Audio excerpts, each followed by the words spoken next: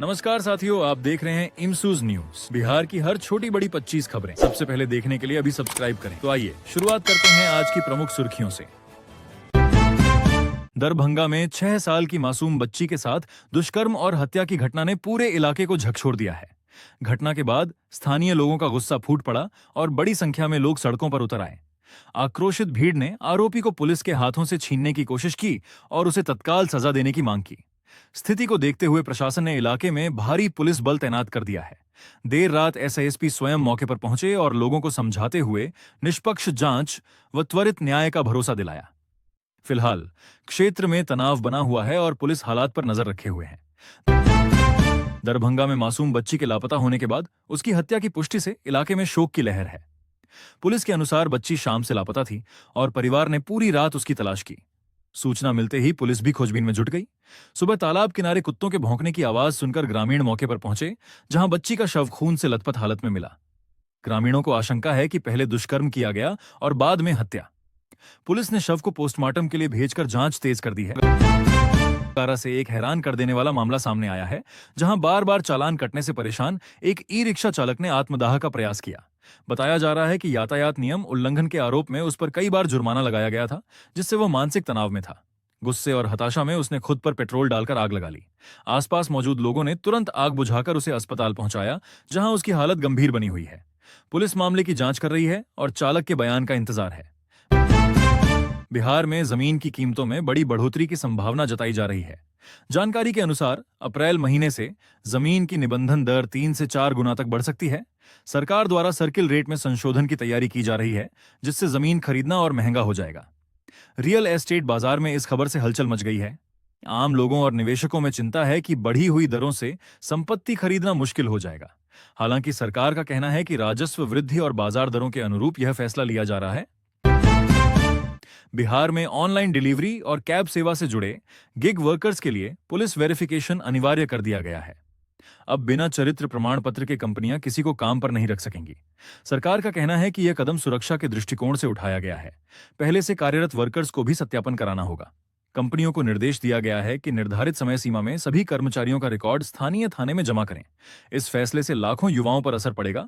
वहीं आम नागरिकों की सुरक्षा को लेकर सरकार सख्त नजर आ रही है। पटना के कच्ची दरगाह से वैशाली के बिदुपुर तक गंगा नदी पर बन रहा 6 लेन पुल और अप्रोच रोड का निर्माण कार्य अंतिम चरण में है। मुख्यमंत्री नीतीश कुमार ने परियोजना स्थल का निरीक्षण कर अधिकारियों को अप्रैल तक काम पूरा करने का निर्देश दिया। यह पुल उत्तर और दक्षिण बिहार को जोड़ने में अहम भूमिका निभाएगा। अधिकारियों के अनुसार पुल चालू होने से यातायात सुगम होगा और व्यापार को बढ़ावा मिलेगा। मुख्यमंत्री ने गुणवत्ता से समझौता न करने की भी सख्त हिदायत दी। मिड डे मील में छिपकली गिरने की आशंका के बाद 70 से अधिक बच्चे बीमार पड़ गए। बच्चों को उल्टी और पेट दर्द की शिकायत के बाद सदर अस्पताल में भर्ती कराया गया। अस्पताल में अफरा तफरी की स्थिति बन गई और रजिस्ट्रेशन काउंटर पर लंबी कतार लग गई। शिक्षा विभाग ने मामले की जांच के आदेश दिए हैं। प्रारंभिक जांच में भोजन की गुणवत्ता पर सवाल उठे हैं। प्रशासन ने जिम्मेदार लोगों के खिलाफ कार्रवाई का आश्वासन दिया है। पूर्णिया सांसद पप्पू यादव पर पटना के बुद्धा कॉलोनी थाने में एक और केस दर्ज किया गया है। पुलिस का आरोप है कि कोर्ट के आदेश पर गिरफ्तारी के दौरान उनके समर्थकों ने ड्यूटी में बाधा डाली। एफआईआर में 20 समर्थकों के नाम भी शामिल हैं। पुलिस का कहना है कि कानून व्यवस्था से खिलवाड़ बर्दाश्त नहीं किया जाएगा। वहीं समर्थकों ने आरोपों को राजनीतिक साजिश बताया है। मामले की जांच जारी है। नालंदा के मानपुर थाना क्षेत्र के लौटन गांव में गेहूं के खेत से दफन महिला का शव मिलने से सनसनी फैल गई। मृतका की पहचान सविता कुमारी के रूप में हुई है। परिजनों ने दहेज हत्या का आरोप लगाया है।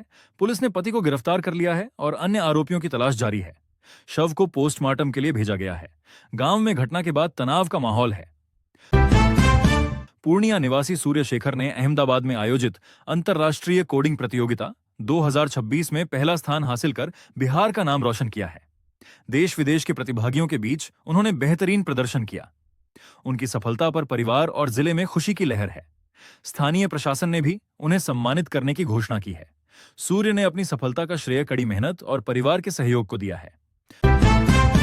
जमुई जिले के झांझा थाना क्षेत्र में एक युवती द्वारा प्रेमी के साथ मंदिर में विवाह करने और उसका वीडियो सोशल मीडिया पर जारी करने का मामला चर्चा में है।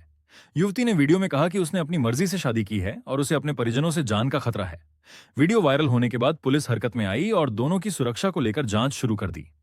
परिजनों की ओर से अब तक औपचारिक शिकायत दर्ज नहीं कराई गई है, लेकिन पुलिस का कहना है कि अगर किसी प्रकार की धमकी या दबाव की पुष्टि होती है तो सख्त कार्रवाई की जाएगी। राष्ट्रीय अध्यक्ष बनने के बाद नितिन नवीन 9 फरवरी को पहली बार 2 दिवसीय बिहार दौरे पर आ रहे हैं। भारतीय जनता पार्टी ने उनके स्वागत के लिए व्यापक तैयारी की है। पटना एयरपोर्ट से लेकर पार्टी कार्यालय तक स्वागत कार्यक्रम तय किए गए हैं। इस दौरान वे संगठन की बैठक करेंगे और आगामी चुनावी रणनीति पर चर्चा करेंगे। पार्टी नेताओं का कहना है कि इस दौरे से कार्यकर्ताओं में नया उत्साह आएगा। सुरक्षा व्यवस्था को लेकर प्रशासन भी सतर्क है और कार्यक्रम स्थलों पर अतिरिक्त बल तैनात किया जाएगा। दरभंगा के विश्वविद्यालय थाना क्षेत्र स्थित पटवा पोखरा के पास 8 साल की नाबालिग बच्ची के साथ दुष्कर्म के बाद हत्या की घटना से क्षेत्र में दहशत फैल गई है। बच्ची शाम को खेलने निकली थी और देर रात उसका शव खून से लथपथ हालत में बरामद हुआ। पुलिस ने मौके पर पहुंचकर साक्ष्य जुटाए और शव को पोस्टमार्टम के लिए भेज दिया। परिजनों का रो रो कर बुरा हाल है। स्थानीय लोगों ने आरोपियों की जल्द गिरफ्तारी की मांग की है। प्रशासन ने त्वरित कार्रवाई का भरोसा दिलाया है और जांच के लिए विशेष टीम गठित की गई है। मुजफ्फरपुर जिले के बोछा थाना क्षेत्र में NH-27 पर एक यात्री बस पहले से पलटी हुई ट्रक से टकरा गई। दुर्घटना में बस का अगला हिस्सा बुरी तरह क्षतिग्रस्त हो गया और कई शीशे टूट गए। हालांकि चालक की सूझबूझ से बड़ा हादसा टल गया। बस में सवार कई यात्रियों को हल्की चोटें आईं, जिन्हें प्राथमिक उपचार के बाद घर भेज दिया गया। घटना के बाद कुछ देर के लिए यातायात बाधित रहा। पुलिस ने मौके पर पहुंचकर स्थिति को नियंत्रित किया और दुर्घटना के कारणों की जांच शुरू कर दी है। छपरा के अमनौर थाना क्षेत्र में 14 वर्षीय छात्रा खुशबू कुमारी ने अपने जन्मदिन के दिन कथित रूप से फांसी लगाकर आत्महत्या कर ली। घटना से परिवार और गांव में शोक की लहर है। परिजनों के अनुसार वह सामान्य थी और किसी प्रकार की परेशानी की जानकारी नहीं थी। पुलिस ने शव को पोस्टमार्टम के लिए भेज दिया है और मामले की जांच शुरू कर दी है। मोबाइल और अन्य साक्ष्यों की जांच की जा रही है ताकि आत्महत्या के पीछे के कारणों का पता लगाया जा सके। सहरसा जिले के कनरिया थाना क्षेत्र में 4 दोस्तों द्वारा कीटनाशक दवा फेराडोन पीने से 3 युवकों की मौत हो गई। बताया जा रहा है कि नशे के प्रयोग के दौरान यह हादसा हुआ। 2 युवकों की मौके पर ही मौत हो गई, जबकि तीसरे ने अस्पताल में दम तोड़ दिया। चौथे युवक की हालत गंभीर बनी हुई है। घटना से गांव में मातम पसरा है। पुलिस ने मामले की जांच शुरू कर दी है और जहरीले पदार्थ की बिक्री पर भी सवाल उठ रहे हैं। मुजफ्फरपुर शहर में फरवरी महीने में प्रदूषण का स्तर खतरनाक स्थिति में पहुंच गया है। शहर का वायु गुणवत्ता सूचकांक AQI 439 से अधिक दर्ज किया गया, जो अति खराब श्रेणी में आता है। विशेषज्ञों ने बच्चों, बुजुर्गों और सांस के मरीजों को घर से बाहर कम निकलने की सलाह दी है। प्रदूषण बढ़ने के पीछे निर्माण कार्य, वाहन धुआं और मौसम को जिम्मेदार माना जा रहा है। प्रशासन ने जल छिड़काव और जांच अभियान तेज करने की बात कही है, लेकिन हालात फिलहाल चिंताजनक बने हुए हैं। जहानाबाद व्यवहार न्यायालय ने चर्चित मंटू यादव हत्याकांड में बड़ा फैसला सुनाया है। अदालत ने पिता पुत्र समेत 8 अभियुक्तों को आजीवन सश्रम कारावास की सजा दी है। जिला एवं अपर सत्र न्यायाधीश द्वितीय संजय कुमार सिन्हा की अदालत ने सभी दोषियों पर 30-30 हजार रुपये का जुर्माना भी लगाया है। जुर्माना न देने पर 6 माह की अतिरिक्त सजा भुगतनी होगी। फैसले के बाद कोर्ट परिसर में सुरक्षा बढ़ा दी गई। पीड़ित परिवार ने न्याय मिलने पर संतोष जताया है। मुंगेर में 2 युवकों के अपहरण मामले का पुलिस ने खुलासा किया है। जांच में मद्य निषेध विभाग के एक सिपाही की संलिप्तता सामने आई है। पुलिस ने आरोपी सिपाही को गिरफ्तार कर लिया है, जबकि 3 अन्य आरोपी फरार हैं। अपहृत युवकों को सुरक्षित बरामद कर लिया गया है। बताया जा रहा है कि फिरौती के लिए साजिश रची गई थी। पुलिस ने फरार आरोपियों की गिरफ्तारी के लिए छापेमारी तेज कर दी है और विभागीय कार्रवाई भी शुरू कर दी गई है।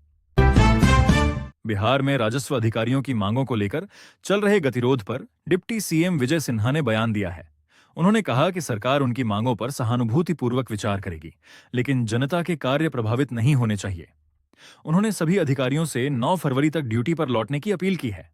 सरकार और अधिकारियों के बीच वार्ता की संभावना जताई जा रही है। अगर जल्द समाधान नहीं निकला तो राजस्व से जुड़े कार्यों पर असर पड़ सकता है।